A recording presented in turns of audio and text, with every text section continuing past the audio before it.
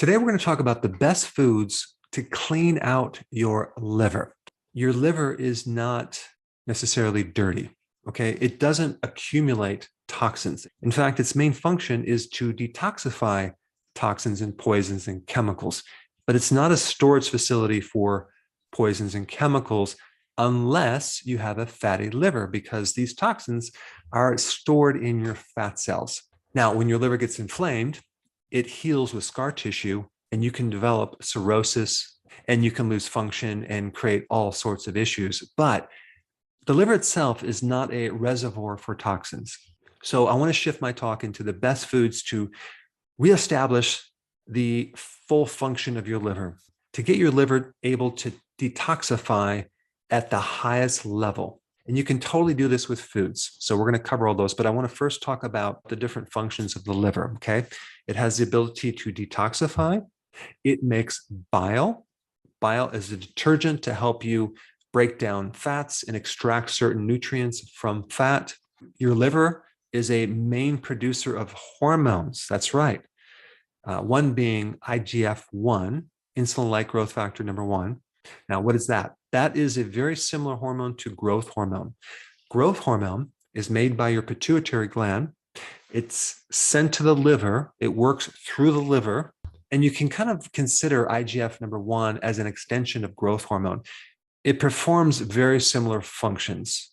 So it has everything to do with helping you burn fat. It's an anabolic hormone, so it helps you build muscle. It has everything to do with building proteins.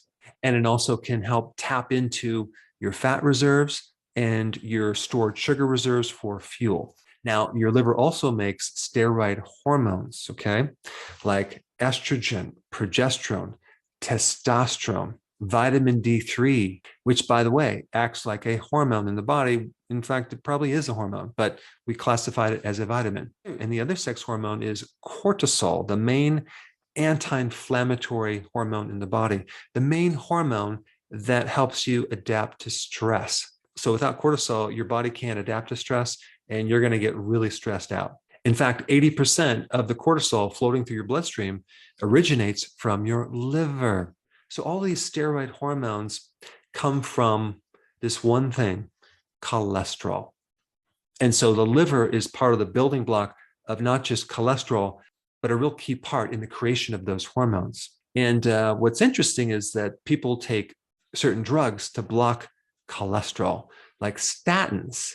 Well, guess what's going to happen to these hormones? You're not going to be able to make them efficiently. You're going to have all sorts of issues. And your liver makes a good portion of the cholesterol in your body. And take a wild guess what material it makes cholesterol from. If you guess dietary sugars, you are correct. So cholesterol is made from carbs. And cholesterol also makes certain proteins that transport things in the body, like cholesterol, like estrogen, like testosterone, different hormones. Because these hormones made from cholesterol can't travel that well through the blood, your liver packages them in proteins so they can be transported. So your liver has a post office function in that it is able to package certain things and send them throughout the body. Now, these proteins just don't transport certain things. They also buffer or regulate certain hormones. So if there's too much estrogen, for example, or too much cortisol, your liver will buffer that with these proteins to make sure that things are in balance. All right, so those are just some of the many functions of the liver. Your liver actually has 500 different functions. Now, before I get to the food, I just want to briefly mention the different symptoms that occur when you have damage to the liver. One would be itchiness in the body. Another one would be that your skin and the whites of the eyes turn yellow. That's called jaundice. The next one is lethargy.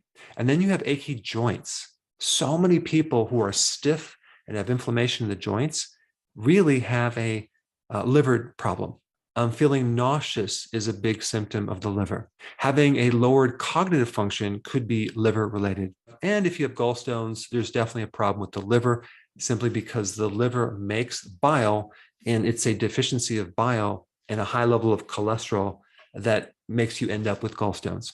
All right, so now let's dive into the best foods for your liver, okay? Number one, cruciferous vegetables, okay? Talking about kale, broccoli, Brussels sprouts, radish, arugula, wasabi, mustard greens. They are all cruciferous vegetables. They are very high in a natural phytonutrient called sulforaphane. And sulforaphane helps to detoxify the liver. It helps the liver to get rid of inflammation. And inflammation leads to insulin resistance. It leads to high insulin. It leads to diabetes, and it can even lead to cancer. So sulforaphane is a really important liver protective compound, and it can also help if there's fat in the liver. And with enough sulforaphane, let's say, for example, if you drank too much coffee, sulforaphane helps to quickly detoxify things like caffeine, drugs, chemicals, and even poisons. Eating cruciferous vegetables with sulforaphane can even enhance the liver to the point of having an enhanced function of the liver even 2 weeks after where you stopped eating cruciferous vegetables. So some of the effects from eating cruciferous vegetables extend into the future, even if you don't eat them. That's pretty cool. Now, if you consume cruciferous sprouts, okay, you get a major enhancement in sulforaphane, especially when we're talking about broccoli sprouts, radish sprouts, and even mustard seed sprouts. So sprouting is a very, very smart thing to do because all you need is just a little bit of those sprouts on your salad to create a huge effect. You see, one of the key enzymes to activate sulforaphane is destroyed with heat. So if you overcook broccoli or especially cauliflower, you're not going to be able to get this full magnitude of sulforaphane unless you at the same time add a little sprouts to your salad or a little bit of raw cruciferous. Or if you added a little bit of mustard to your meal, because mustard has a lot of that enzyme, because it's a cruciferous, that will help activate sulforaphane in the food that is cooked. So this is just another reason why when you have a salad, you want to add different things to it, like sprouts. And there's many other phytonutrients in cruciferous vegetables that support the liver function, which also have a lot to do with decreasing complications from diabetes and free radical damage, and improving sensitivity to insulin and improving insulin resistance and just supporting your blood sugars. Personally, I consume a lot of arugula in my salads. So that is just loaded with those enzymes to activate sulforaphane. I also do a lot of raw cabbage, like coleslaw, for example, and sauerkraut, which is just loaded with the enzymes to activate sulforaphane. So out of all the things you can eat, cruciferous is at the top of the list. Now, the number 2 item is garlic. Now, garlic is something that is loaded with sulfur, and sulfur is a wonderful thing to detoxify the liver and also act as a natural antibiotic. So it's very, very antibacterial, antifungal, antiviral. And garlic is really good for stripping off fat from your liver. And garlic also has a lot of vitamin B1 as well. I mean, garlic is just one of those superfoods. It's anti-inflammatory. It's a very powerful antioxidant, and it has huge anti-cancer properties. All right, the next one for the liver is turmeric, okay? Now, the active phytonutrient in turmeric is curcumin. Curcumin is just a powerhouse in reducing inflammation. There was someone recently who had lifelong headaches, okay? And they had to take copious amounts of Tylenol for years and years and years, and their liver has been going downhill. And so one of the key things that she did is started taking turmeric on a daily basis. And so not only did her headaches go away, but now going in the future, not having to take Tylenol, her liver is going to do much, much better. Now, one thing I want to say about the liver is that the liver is rugged, it's tough, it can bounce back unless it's completely destroyed. It only needs a little bit of itself to function. And a lot of people have destroyed a good portion of their livers, and they're able to exist and survive, which is quite amazing. But out of all the organs, the liver is the most robust. It can take a beating and it can bounce back. Now, turmeric can also detoxify heavy metals like lead, mercury, cadmium, and even arsenic. Turmeric helps to repair and regenerate liver function. Turmeric helps stabilize the mitochondria, which is why it's very anti-cancer, because the origin of cancer happens with damaged mitochondria. Turmeric is very heavily studied, especially in its ability to decrease fat on your liver. So if you combine a ketogenic diet, low carb, with intermittent fasting and turmeric and some of these other compounds, you are going to be in really good shape as far as having a healthy liver. Now, the next one on the list is beets. Beets have always been known to help detox the liver. They can help reduce liver enzymes. If the liver enzymes are high, they can help reduce them. The phytonutrients in the pigments in beets can help activate the release of bile salts, and that can help decrease the fat in your liver. But beets are hepatoprotective, which means they protect the liver cells and they can significantly reduce inflammation in the liver. And if they can reduce inflammation in the liver, they can slow down the process of fibrosis and scar tissue and cirrhosis. Now, a question that people might have is, what about beets and being keto friendly? Is it going to spike my blood sugars?